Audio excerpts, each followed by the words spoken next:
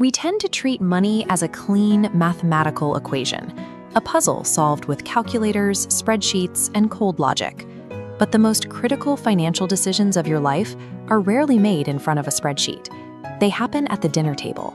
They are driven by ego, pride, fear, and a messy collision of arithmetic and human nature. We spend hours studying interest rates and expected returns, yet we ignore the strongest force guiding our wallets, our own financial DNA.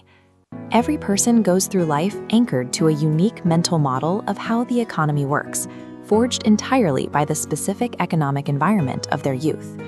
This chart shows exactly how much the stock market grew during the formative teenage and 20s years for two different generations. If you were born in 1970, the black line shows the S&P 500 increasing almost tenfold adjusted for inflation as you entered adulthood.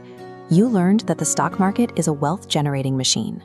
But look at the grain line for someone born in 1950. The market went literally nowhere during those exact same formative years. Separated entirely by the chance of their birth year, these two people develop entirely conflicting views of financial risk. One embraces the market, the other avoids it. Neither has better information, and neither is lacking intelligence. They are simply acting out the stories their distinct lives have taught them. Because of these unique internal stories, behavior that looks completely irrational to you often makes perfect sense to the person doing it. Take the billions of dollars spent annually on lottery tickets. The lowest income households in the United States spend, on average, over $400 a year on lottery tickets.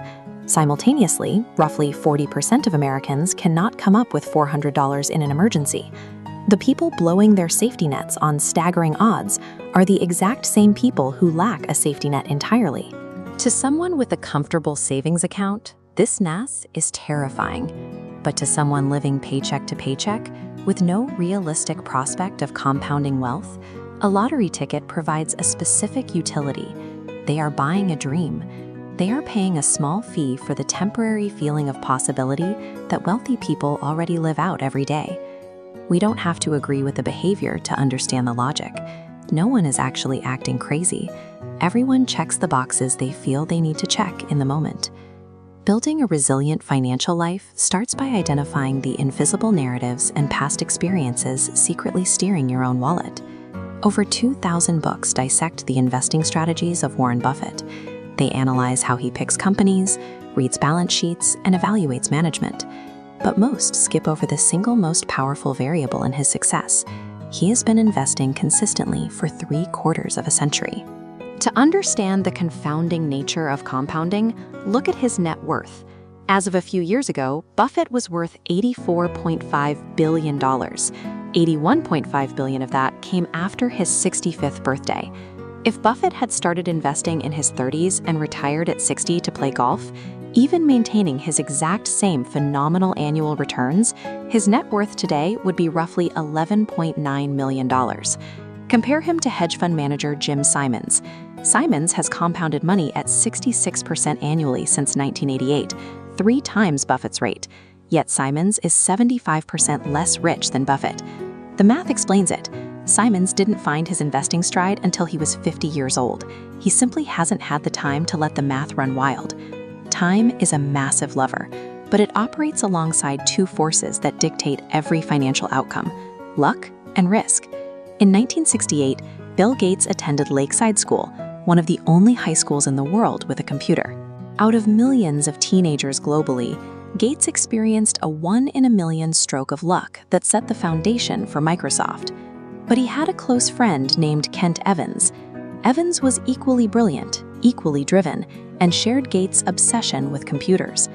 Before graduation, Evans died in a mountaineering accident. He experienced a 1 in a million extreme risk. They flipped the same coin, and it landed on different sides. The world is too Accidental impacts often carry more weight than conscious choices. Because you cannot perfectly predict or control luck and risk, the most effective financial strategy is not trying to optimize for the absolute highest return. The strategy is survival, arranging your money to ensure you can stay in the game long enough for compounding to do the heavy lifting. Survival requires surviving the bad days. When investors watch their portfolios drop 20%, The brain's natural response is to view that loss as a fine, a punishment for a mistake.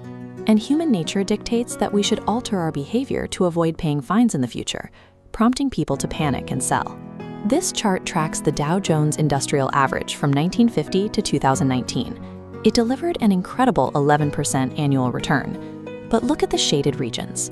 Every gray bar represents a time the market was at least 5% below its previous all-time high.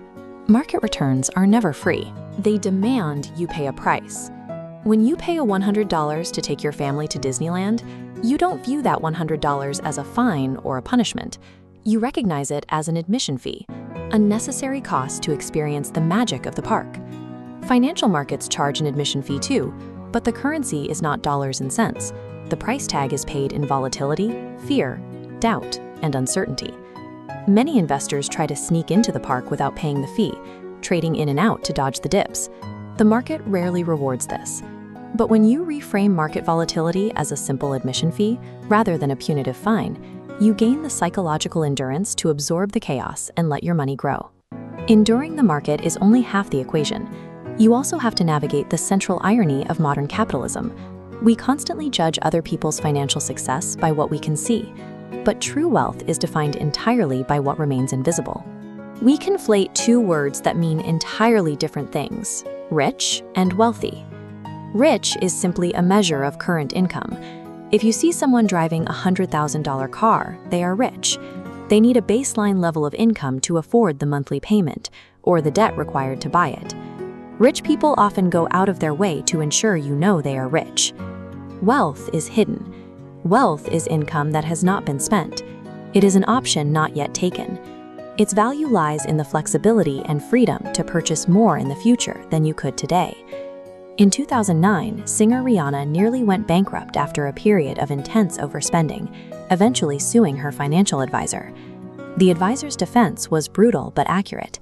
He asked, "Was it really necessary to tell her that if you spend money on things, you will end up with the things and not the money?" When most people say they want to be a millionaire, they actually mean they want to spend $1 million. That is the exact opposite of being a millionaire.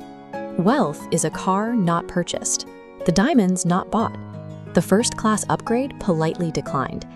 You can build a robust financial life without a massive salary, but you have no chance of succeeding without a high savings rate. And savings is simply the gap between your income and your ego. If you reduce your ego, the gap widens, and your wealth automatically expands. Past a certain level of basic comfort, all additional spending is primarily a reflection of ego approaching income, a desire to show others you have money. The most efficient way to save isn't necessarily grinding 80 hours a week to bump your paycheck. It is learning to care less about what others think of you.